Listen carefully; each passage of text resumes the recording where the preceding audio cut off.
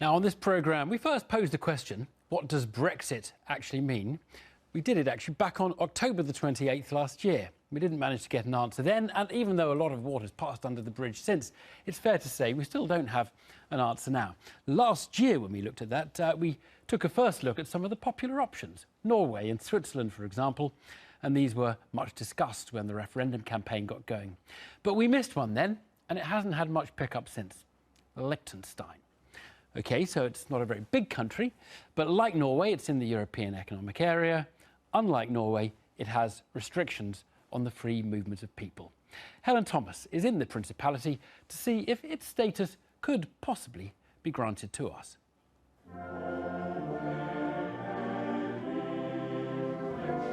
This is Liechtenstein's idea of how to celebrate a national holiday. Not terribly different to the UK. A garden party, the royal family on display, a rather familiar tune, and of course a hefty dose of national pride.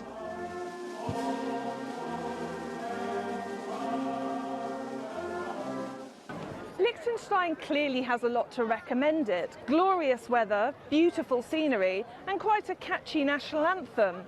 But from the UK's point of view, the country also has something else going for it. Liechtenstein, like Norway, is part of the single market through its membership of the European Economic Area. But the country also has a tightly controlled quota system for immigration. Now that's a combination that some in Europe claim is impossible, that the four freedoms of people, goods, capital and services can't be detached from each other. So is this reason to celebrate? An example to point to as the UK starts the long and complicated process of extricating itself from the EU? The important thing, I think, is it's not which took advantage of these provisions. There are some subtle differences between Liechtenstein and the UK. The UK's population is about 1,750 times larger. Its GDP is much bigger, and Liechtenstein is about half the size of the Isle of Wight. And we have only 37,000 inhabitants. So you see, it's really a small country. And for that, we need the control of the immigration. Without control, we had a lot of people, a lot of aliens here in Liechtenstein, and that would be a big problem for Liechtenstein. So it's not clear that the UK will get an invitation to Liechtenstein's party. It's starting from a very different position, and that's one reason to question whether the model would work for the UK. It doesn't set a legal precedent, given that the provisions under which Liechtenstein has been able to negotiate. I think nowadays it would be also impossible for Liechtenstein to realize such a solution.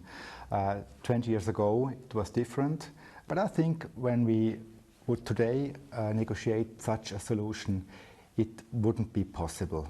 And you see the discussions in Switzerland, also in UK. Free movement is one of the pillars of the EU, and it's quite difficult to get a special situation there. The mechanics of how the UK could replicate Liechtenstein's position also aren't clear. We'd need to join both the European Free Trade Association and the EEA. Other members could block that happening. But some in Liechtenstein think the UK has scope to negotiate. Whether you find a mechanism like being a member of the EEA or yet another concept is open. It's open for negotiation. And I would think that with this Brexit and the pressure from other EU countries, that this immigration issue has to be changed. And it can only be solved with changes. With that, I think that plays into the hands of Britain.